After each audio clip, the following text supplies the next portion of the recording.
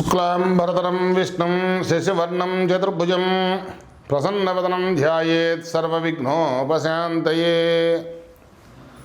ఆదిత్యాది గ్రహాల యొక్క స్థితిగతులు మనుషులపై ఏ విధంగా ప్రభావం చూపిస్తాయి, అలాగే ప్రతి ఒక్కరూ కూడా ఒక పదవుల కోసమో లేకపోతే ఒక ఉత్తీర్ణత కోసం విద్యార్థులు, అలాగే ఉద్యోగంలో ఉన్నతి కోసం ఉద్యోగస్తులు ప్రయత్నిస్తూ ఉంటారు. రాజకీయాల్లో కూడా పదవుల్ని ఆశించడం అనేది సహజ సిద్ధమైనటువంటి ప్రక్రియ.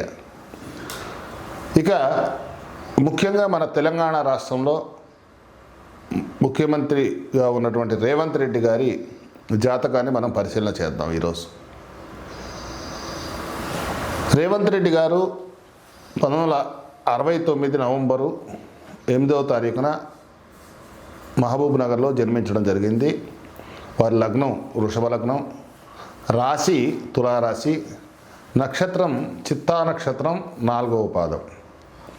వీరి జాతకాన్ని మనం పరిశీలన చేసినప్పుడు చతుర్థ స్థానంలో కేతువు, యురేనస్ పంచమ స్థానంలో, గురుడు అష్టమ లాభాధిపతి, చంద్ర శుక్ర బుధ రవి కలిసి ఉండటం, ఇది ఒక విపరీత రాజయోగంగా చెప్పుకోవచ్చు. కుజుడు మకర స్థానంలో ఉండి ఉచ్చస్థితి పొందినప్పటికీ రాహువు దశమంలో కుంభరాశిలో ఉండి ఏకాదశ భావంలో శని వక్రగతి లాభంలో ఉండడం చేత వీరికి విపరీత రాజయోగము, అలాగే అనూహ్య పరిణామాలలో ముఖ్యమంత్రి పదవిని చేపట్టడం జరిగింది. ఇది ఒక రాజయోగంగా చెప్పుకోవచ్చు. శని యొక్క గోచారంలో కుంభంలో ఉండటం వల్ల అనూహ్య రీతిలో ముఖ్యమంత్రి అవ్వటం అనేది జరిగింది.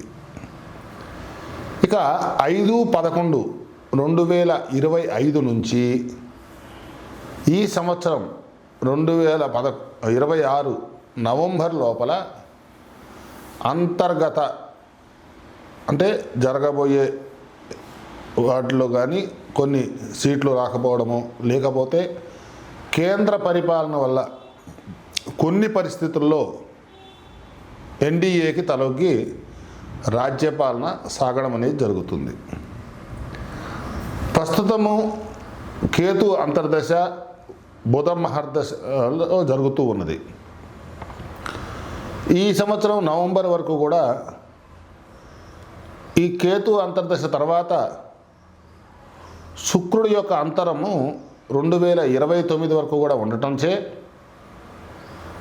పార్టీలో కొన్ని అంతర్గత వ్యవహారాల వల్ల